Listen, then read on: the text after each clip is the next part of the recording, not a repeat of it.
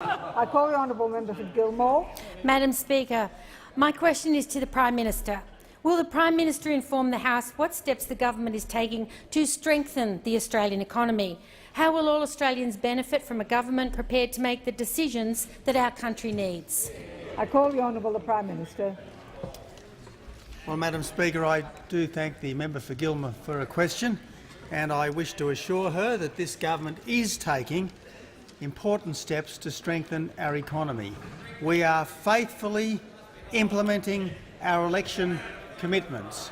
Madam Speaker, stopping the boats is saving some $2.5 billion over the next 4 years. Scrapping the carbon tax will save the average household $550 a year. Building the roads of the 21st century will be a massive boost to productivity because people will not be stuck in traffic jams.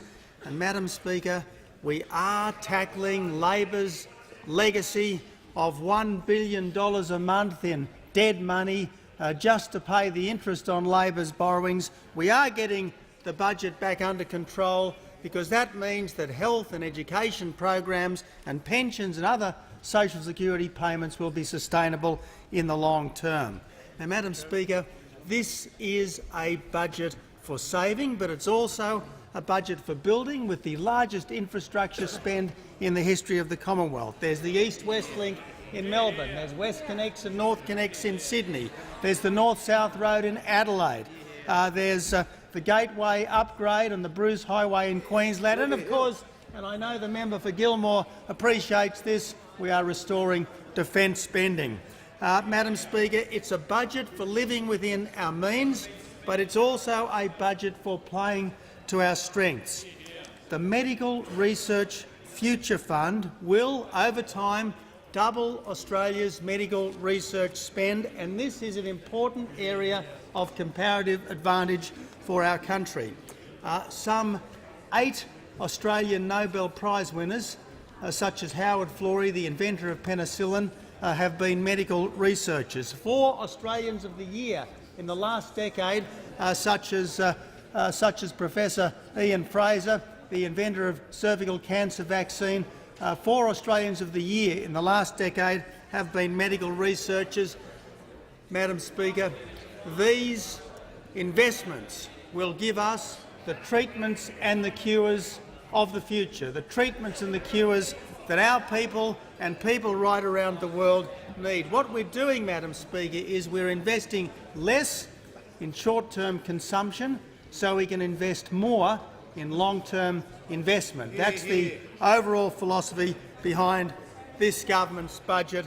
We are getting on with the job that the people of Australia elected us to do, not to make the easy decisions, but the necessary decisions for our country's future.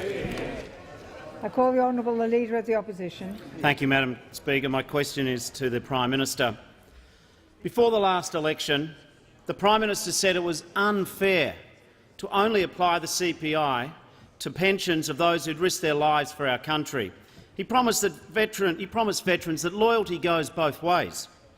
Now the Prime Minister is cutting the indexation arrangements for 140,000 veterans back to CPI. Why did the Prime Minister break his promise, and where is his loyalty to our veterans? I give the call to the honourable the Prime Minister. Well, again, Madam Speaker, the Leader of the Opposition should not promote falsehoods in this House. We promised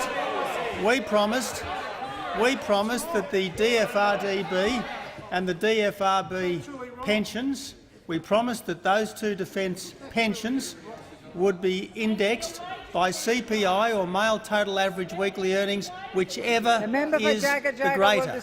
Whichever is the greater, and we have absolutely delivered on the policy commitments we took to the election.